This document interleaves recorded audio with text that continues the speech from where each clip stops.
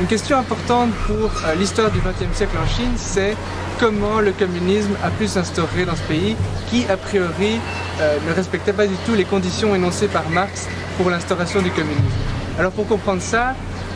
l'épisode du traité de Versailles de la fin de la Première Guerre mondiale est très important. Pourquoi? Parce que le traité de Versailles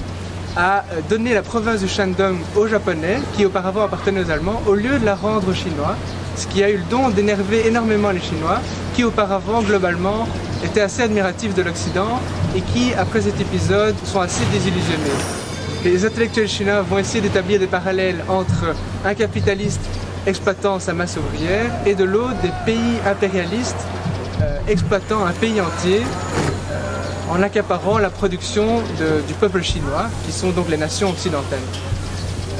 C'est ce qui a permis à l'idée du communisme de vraiment prendre son essor en Chine. Et ensuite, évidemment, il y a l'apport de Mao qui est fondamental et son coup de génie qui était de vouloir faire la révolution prolétarienne, non pas avec des ouvriers, mais avec des paysans chinois qui étaient évidemment infiniment plus nombreux en Chine qu'il n'y avait d'ouvriers. Alors comme nous sommes dans la province du Jiangxi actuellement, c'est peut-être intéressant de parler de l'épisode de la Longue Marche, qui est vraiment un épisode fondateur du communisme chinois. La Longue Marche qui prend son origine dans le fait de la désunion du front politique entre le parti nationaliste du Kuomintang avec Chiang Kai-shek et de l'autre les communistes. Donc en 1934, ce front se désunit, les communistes se retirent dans les collines de la province du Jiangxi, et puis finalement les troupes nationalistes vont encercler les troupes communistes,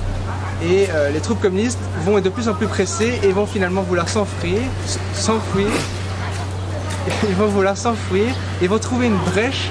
dans l'encerclement, et c'est ainsi que la Longue Marche va commencer. Elle va durer pendant 1 an et va faire 8000 km. Ils vont d'abord partir un peu plus dans le sud-ouest, dans la province de Guizhou, ensuite remonter dans la province de Sichuan, où a lieu le fameux épisode du pont de Luding, où de soldats communistes héroïques vont réussir à prendre le pont aux nationalistes et permettre ainsi à la Longue Marche de continuer dans la province de Shaanxi, où finalement ils vont aboutir et s'établir dans la ville de Yan'an. Alors, dès le début de la Longue Marche, il y a 70% des troupes qui vont déserter, et au final, il y aura à peu près 7000 à 10 000 survivants, c'est-à-dire moins de 10% du contingent de départ, sachant que dans ce chiffre-là, il y a les ralliés à la cause en chemin. Donc le chiffre de départ est encore plus petit que ça. Alors, dans la ville de Yan'an, c'est très important pour l'histoire du communisme en Chine, parce que c'est là que les communistes chinois vont accumuler une expérience pratique, une expérience de terrain, en développant des techniques de taxation, d'allocation des ressources et d'éducation qui seront vraiment très importantes pour l'après-prise du pouvoir en 1949, après la fin de la guerre civile contre le Kuomintang. Et la victoire dans la guerre civile par les communistes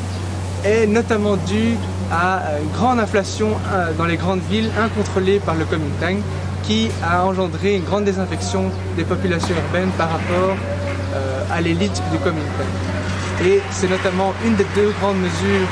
prises par les communistes une fois au pouvoir, c'est de uniformiser la monnaie nationale, et l'autre grande mesure c'était de nationaliser le système bancaire,